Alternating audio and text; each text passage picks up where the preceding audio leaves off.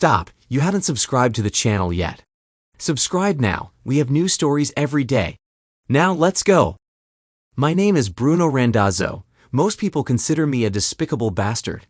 I run my own construction business and earned over $100 million last year. I am an excellent businessman and proud of it. Most of my workers are union members, which cost me more in wages and benefits. However, I make up for it by securing contracts I might otherwise miss out on and by avoiding work stoppages. I also have no problems with inspectors. There are rumors that organized crime representatives are involved with the union, but I know nothing about that. Some of my competitors have had accidents, equipment issues, and the like.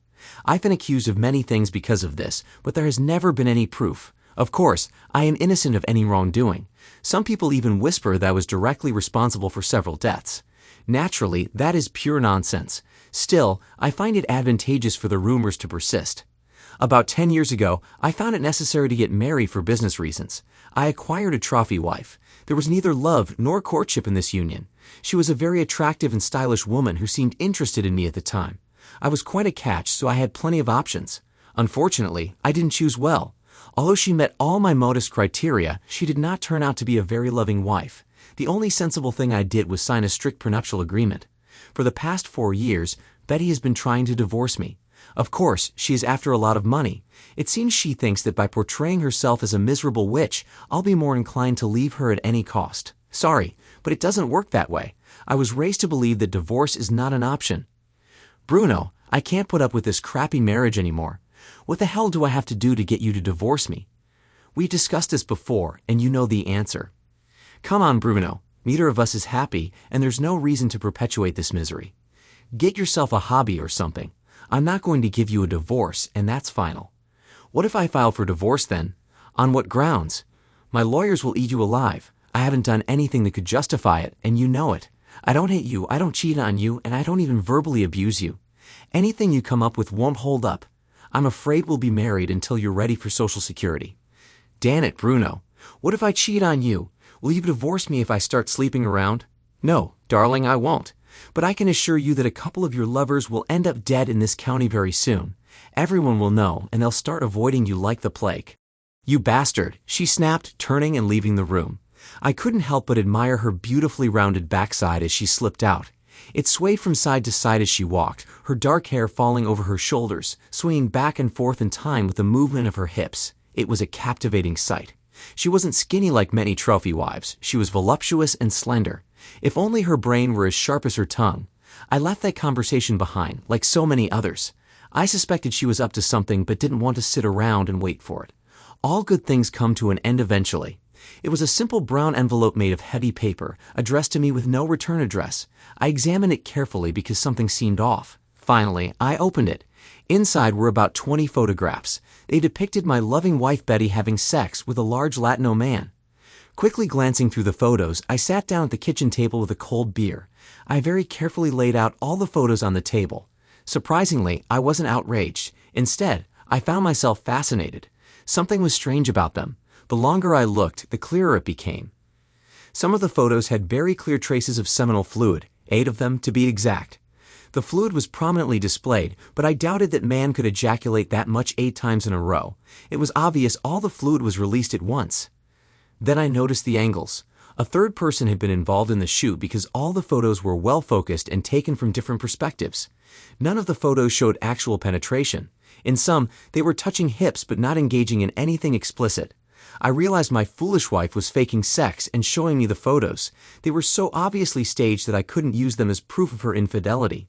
Her lawyer would have made a mockery of me.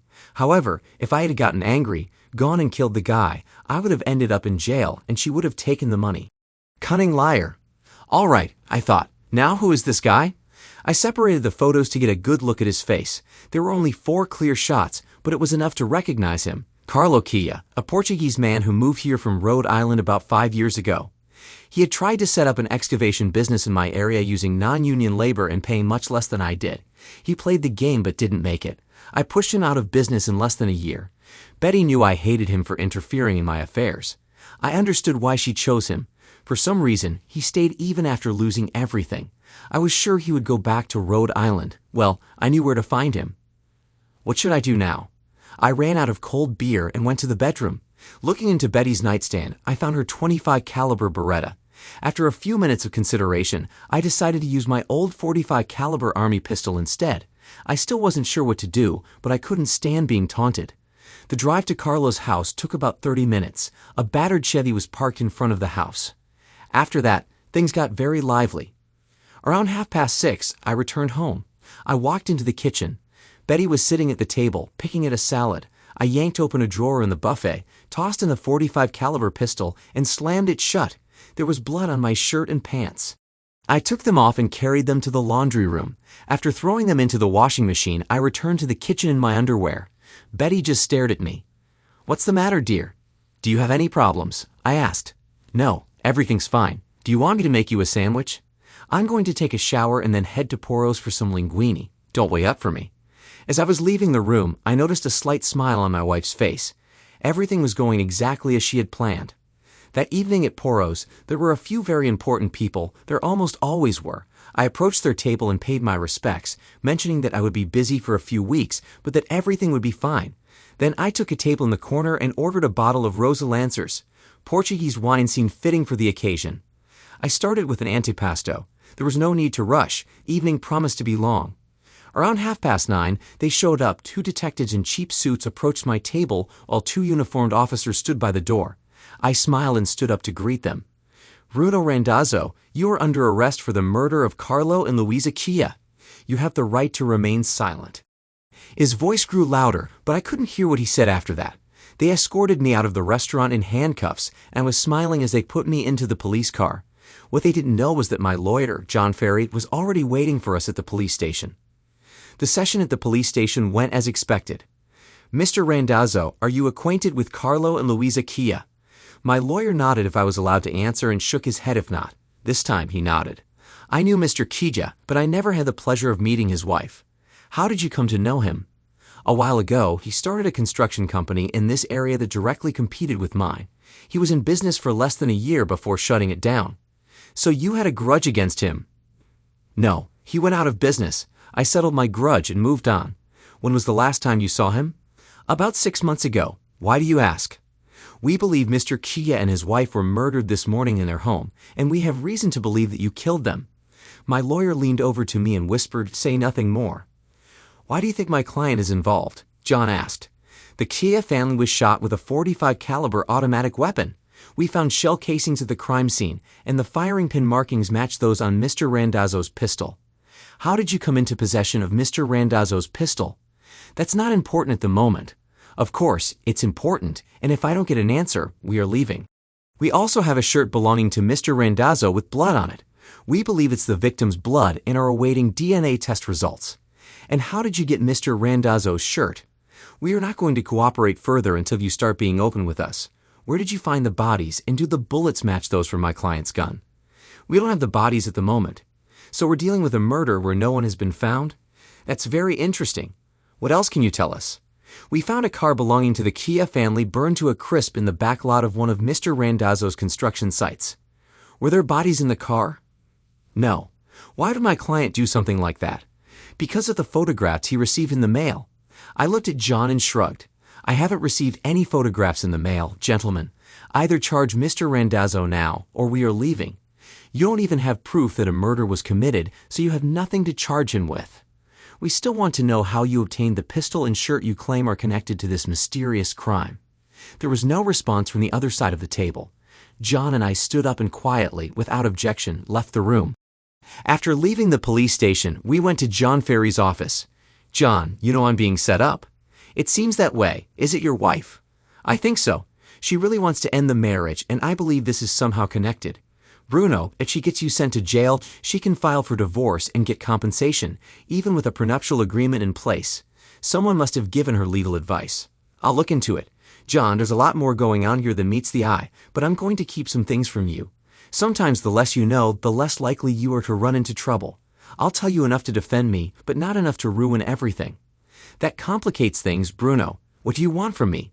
"Just keep me out of jail and find out who's helping Betty." It was morning when I walked into my office and Joe Stampy was waiting for me. Joe held a unique position in my circle of business partners. He was the coordinator and fact finder. I knew why he was here. "Bruno, give me the latest news." It's simple, Joe. My wife is trying to put me in jail so she can divorce me and walk away with the money. How is she going to manage that?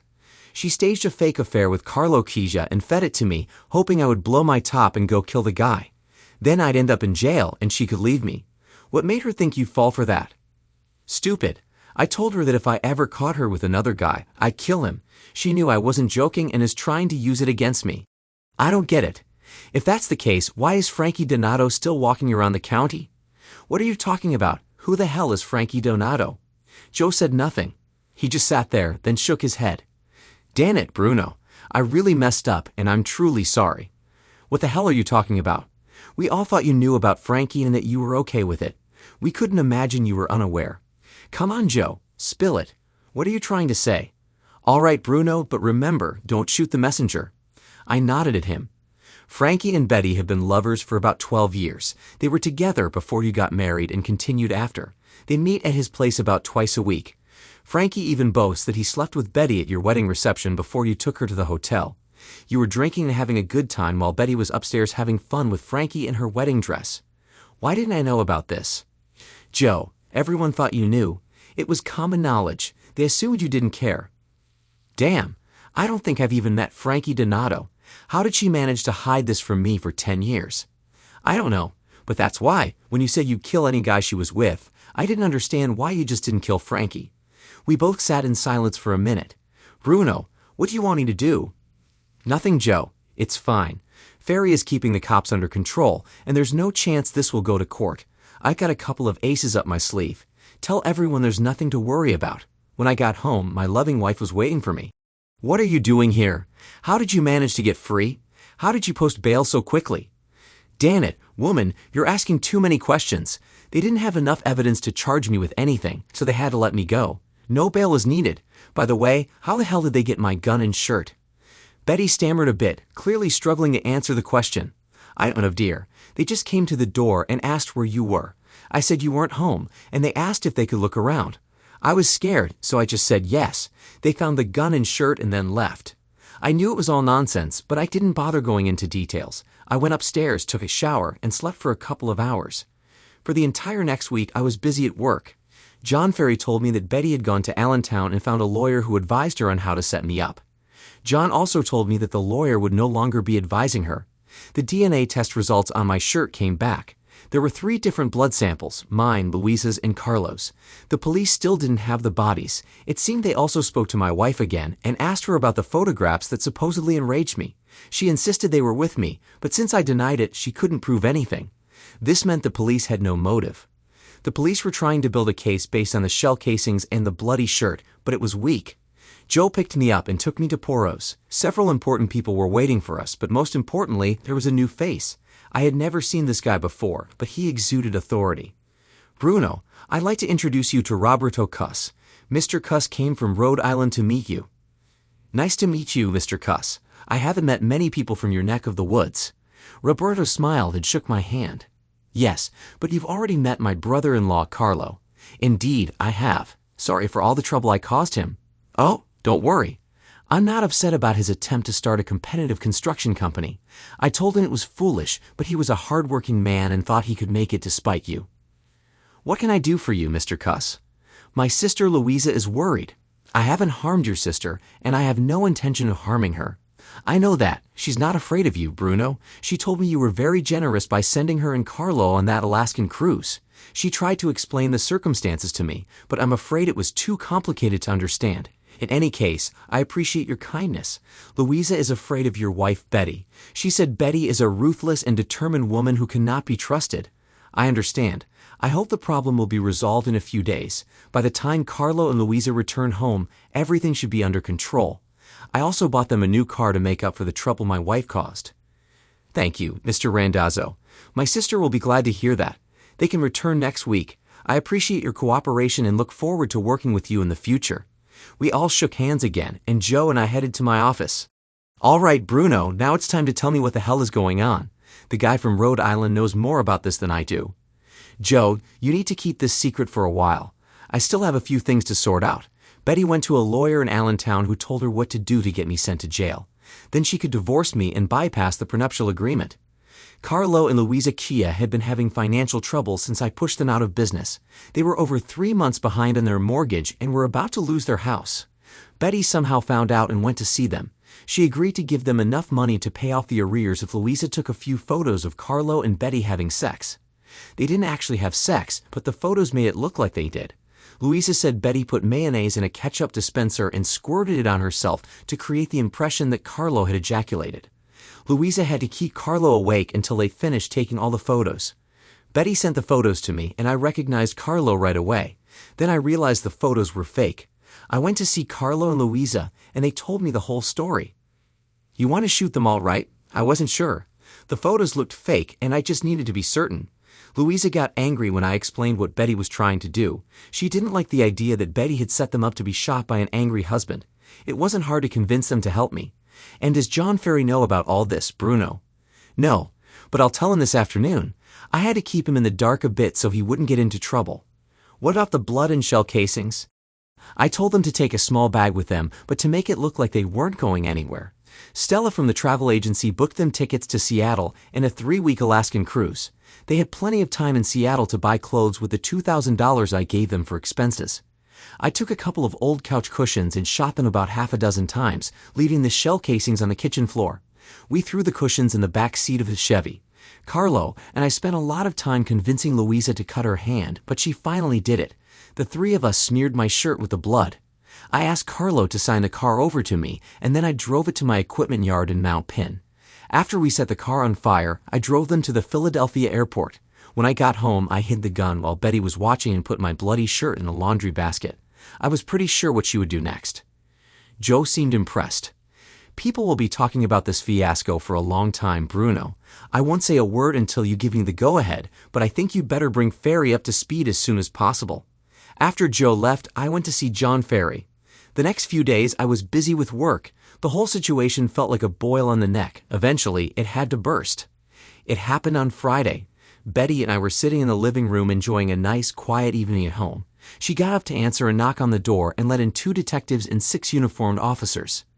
"Bruno, these gentlemen have a search warrant, and I had to let them in." She had a smirk on her face that I desperately wanted to wipe off, but instead, I smiled to myself. My wife patiently waited for the police to find what they were looking for and take me back to the station. About 10 minutes later, one of the men came down the stairs carrying my wife's Beretta in an evidence bag. "I found this, Lieutenant.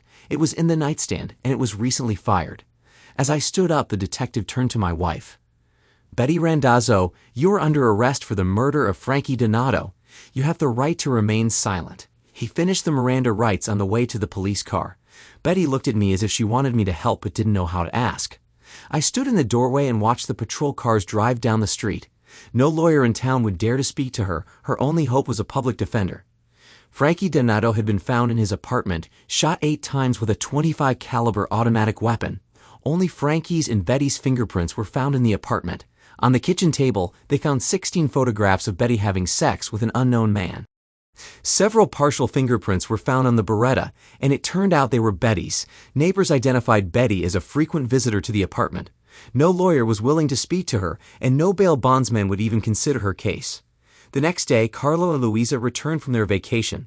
They called the police to find out why their home was marked as a crime scene in their absence. Shortly after that, John Ferry called and informed me that the charges against me were dropped.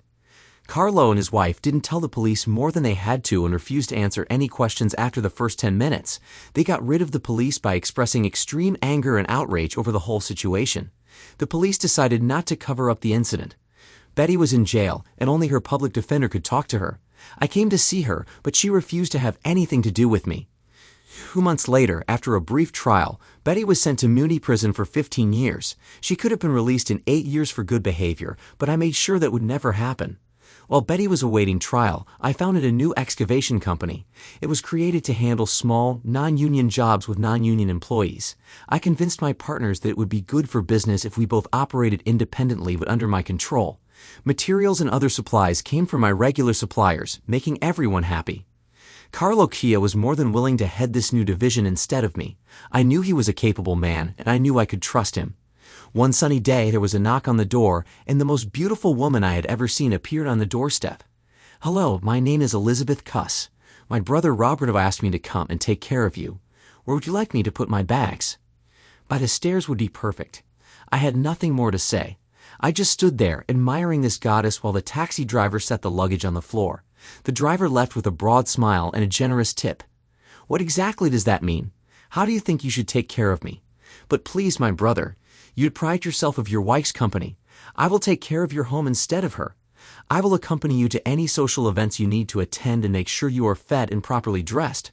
All your needs will be taken care of. That sounds like mothering to me. Did you sleep with your mother? Of course not. Relax, Bruno. Everything will be fine.